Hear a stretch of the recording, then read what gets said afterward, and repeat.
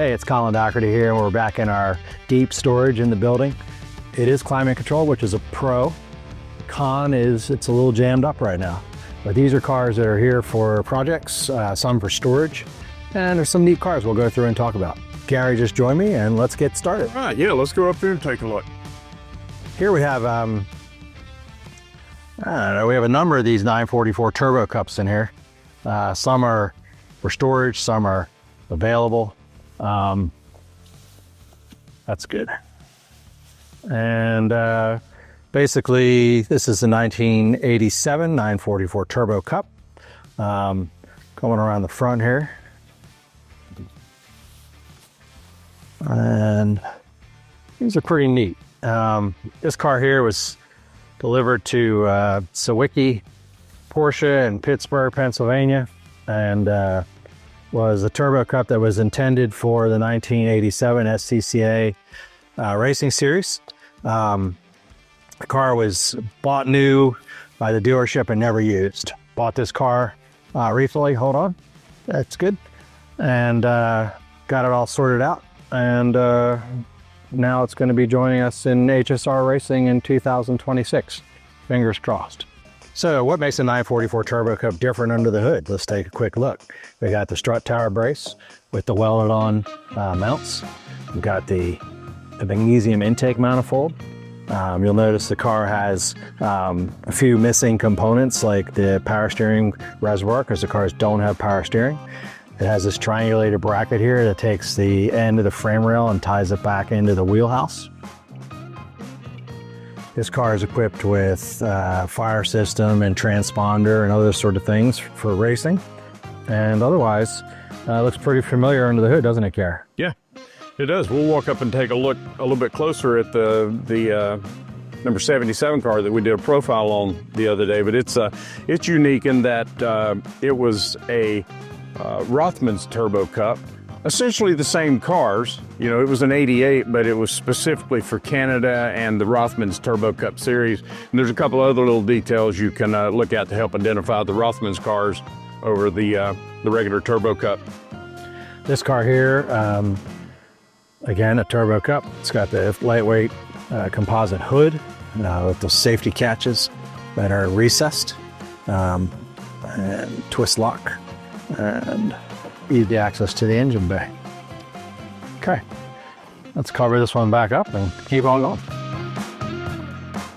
We have another 944 Turbo Cup. This is the car that was featured in a previous episode.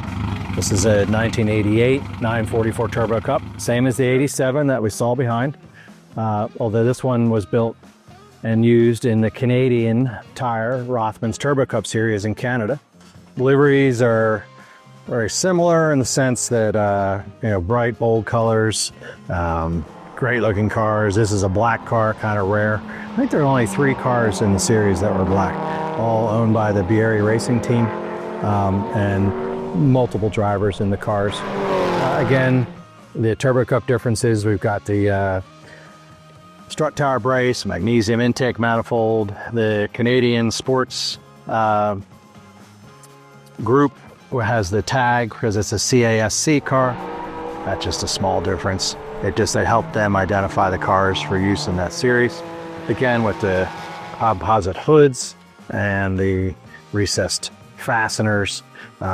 This car's, the headlights have been removed, which was something that the Canadian teams did when they ran the car in the series, just for easier access to things.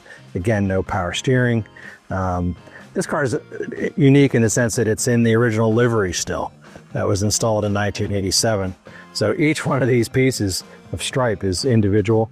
It's kind of neat. We did a full paint protection film on this car to preserve the original livery on this car because it was so unique that it had the original livery. Okay, we have a 1988 Rothman's Turbo Cup 944.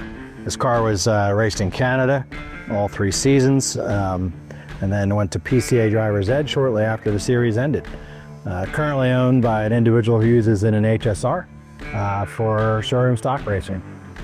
Catch us out there with it soon. The 55 car is pretty neat. It's Warren Bostel was the original driver of the car, and This car remains largely original and in fantastic order. It's currently getting some engine work done.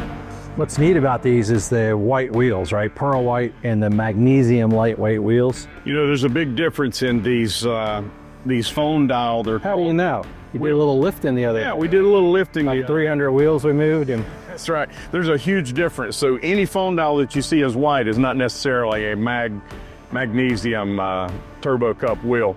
A lot of folks go for the look. Our turbo cup cars run with the magnesium wheels. Colin and our organization have probably got more of the magnesium turbo cup wheels available. They actually turned out to be a tremendous asset. You know, the regular phone dials, 15-inch phone dials you can find out there for, you know, $600 or $700 for a set. or the 16-inch turbo phone dial, you know, a little bit more, but paint them pearl white and you can have a real good close match to what would be on a factory race car. Yeah. And these magnesium wheels are probably in the $7,000 to $10,000 range for a Set of 4, yeah. Yeah, for a set of 4. Thanks for watching the video today. If you have any questions, give us some feedback on what you might want to see in the future. And please be sure to Like, subscribe, comment, and share. Does that help us at all? It does. It helps us a great deal. Oh, that's great. All right. Thanks a lot for watching today.